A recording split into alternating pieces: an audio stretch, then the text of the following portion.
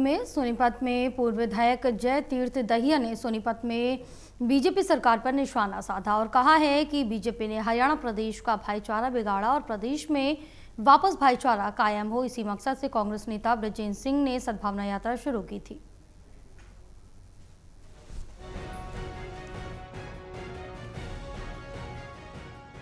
सोनीपत में पूर्व विधायक जय तीर्थ दहिया ने बीजेपी सरकार पर निशाना साधा। उन्होंने कहा, प्रदेश में जब से बीजेपी की सरकार बनी है, प्रदेश का माहौल और भाईचारा बिगड़ा है।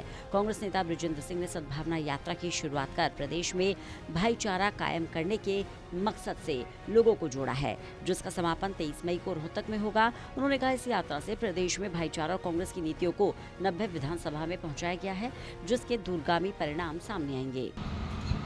कांग्रेस की यात्रा जारी इसलिए की गई थी, शुरुआत इसलिए हुई थी कि हमारे जो ये भाजपा जो पार्टी है बीजेपी, इसने जो देश में जो भाईचारे को खराब करने, धर्म से धर्म को लड़ाने और जो प्रोपेगेंडा इन्होंने कर रखा था, हम ये यात्रा शुरुआत करने का मकसद ये था कि देश में ये माहौल जो इन्होंने फैला रखा है जातिवाद का, वो इस माहौल को ख़त्म किया जाए और दोबारा से सारे देश में भाईचारे का, दोबारा से इस देश में भाईचारे का माहौल बने।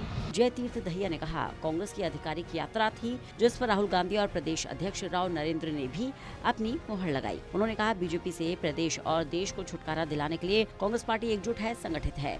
बीजेपी बार बार झूठे वादे करके सत्ता हथियाने का काम करती है। उन्होंने कहा, प्रदेश में बृजेंद्र सिंह द्वारा निकाली गई सद्भाव यात्रा के अंतिम दिन सभी दिग्गज रोहतक में इकट्ठा होंगे और विधिवत समापन होगा।